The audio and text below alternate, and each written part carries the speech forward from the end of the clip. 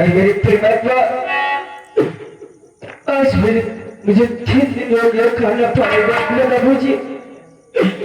मेरे शरीर में ऐसा जान नहीं रहा, मेरी ताकत नहीं रही कि मेरा जी सिख से बदला चुका सको।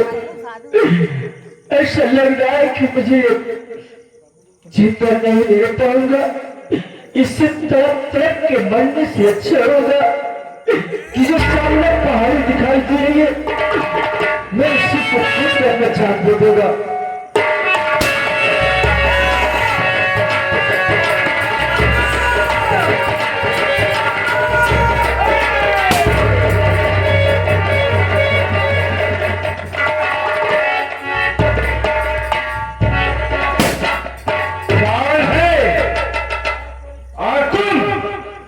इस पहाड़ी पे चढ़कर अपनी जान क्यों दे रहा है?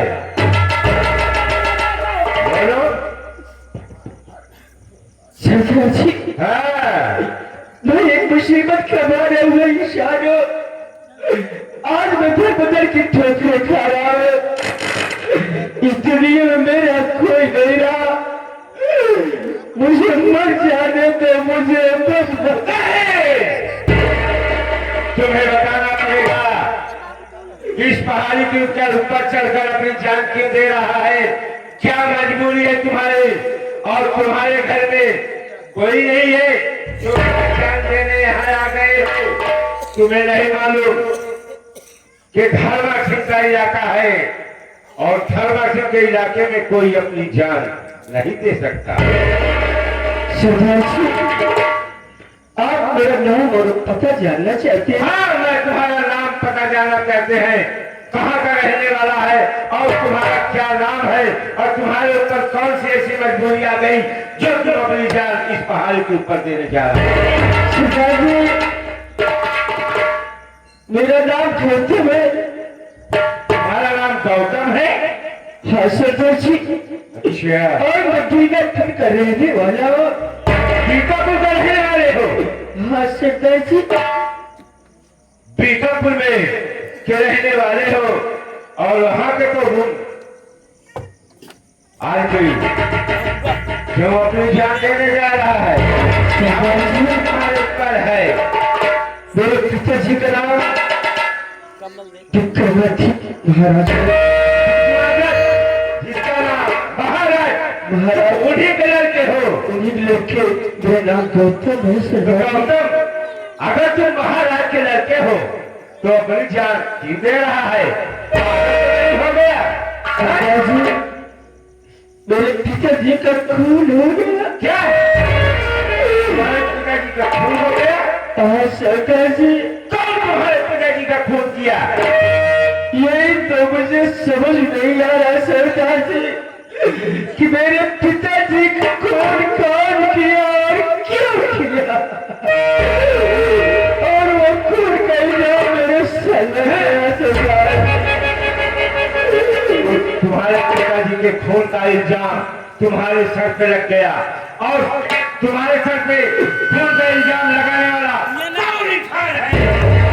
सरदार जी, मेरी सौतेली माँ जिनका नाम कंचना है, और सेनापति रंजीत सिंह ने झूठी शादी में मुझे फंसाकर मेरी सौतेली माँ से कहा सुनी कि मुझे जल्लाद के हवाले कर दिया सरदार। और मेरी सौतेली माँ बोली, तूने मेरा सहार लुटा कि दुनिया में तुझे जीने का कोई हक नहीं है। इसकी तूने आज और से निकाल कर मेरे समझ रहा कभी मुझे सुकून मिले, मेरे दिल को ठंडक होगी। जवाब मुझे ले आया राजा ने परमात्मा की क्या मर्जी। तो बात तलवार उठाया, उसके हाथ से तलवार छूट गई।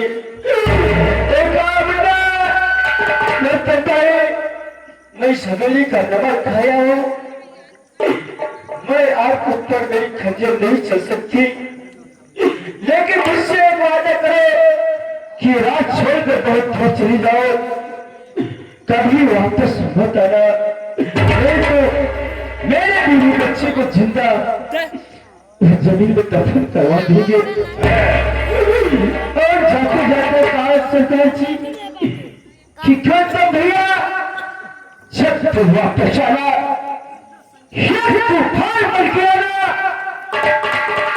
उससे तेरी माँ और रंजीत से बदला चुकाने के लिए। लेकिन सरदार जी मैं इतना मजबूर, इतना लाचार हो गया कि मेरे पास चलने की शक्ति नहीं रही। मैं इसीलिए अपने जान देने जा रहा था। नहीं गौतम,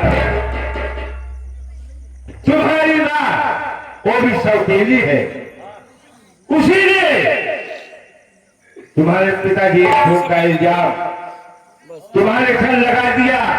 लेकिन गौतम एक बात तुम और कह रहे थे कि रणजीत सिंह कौन है? सरदार जी रणजीत सिंह सेनापति है। सेनापति है? सेनापति रणजीत सिंह वही है। यानी कि रणजीत सिंह सेनापति, यहाँ सेनापति का काम तुम्हारे यहाँ कर रहा है? हाँ सरदार जी।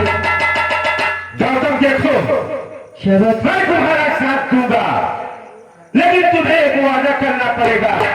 कौन सा वादा सरदार जी? वादा ये है रणजीत सिंह को तुम्हें हमारे हवाले करना पड़ेगा। अगर इसके लिए तुम तैयार हो तो मैं तुम्हारा साथ देने के लिए तैयार हूं। ठीक है सरदार जी।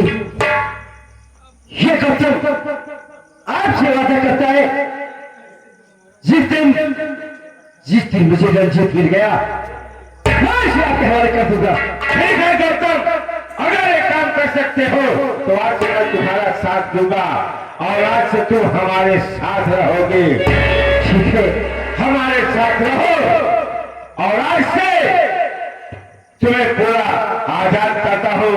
आज से तुम हमारे गिरोह के सरदार बनोगे। ठीक है सरदार जी। सरदार बन जाओगे तो जो कहोगे हम लोग करने के लिए तैयार रहेंगे, लेकिन सरदार बन जाओगे तो भूलना नहीं रणजीत सिंह को हमें हमारे हवाले करना पड़ेगा तुम्हें। जो मैंने जुबान दे दिया वो जुबान कभी नहीं कट सकती। ठीक है गौतम, तो आज से तुम हमारे साथ रहो। और एक बात एक समझो कि गौतम मर चुका है, अब आज से तुम्हारा एक नया नाम पैदा होगा। नाम होगा तुम्हारा डाकू तूफान। डाकू तूफान से डाकू तूफान को चलो आज से हमारे साथ।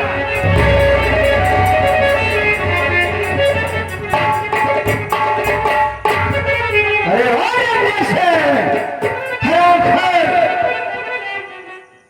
अब तो अपने मौत का थिंकिंग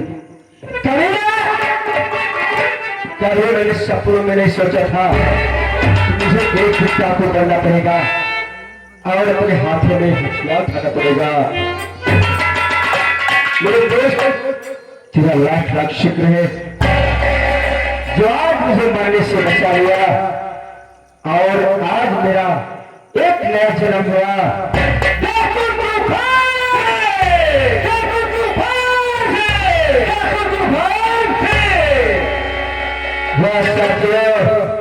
लेकिन याद रहे अभी तक तुम सब अपनी मनमानी किए हो, लेकिन आज के बाद मेरे इशारों पर चलना होगा।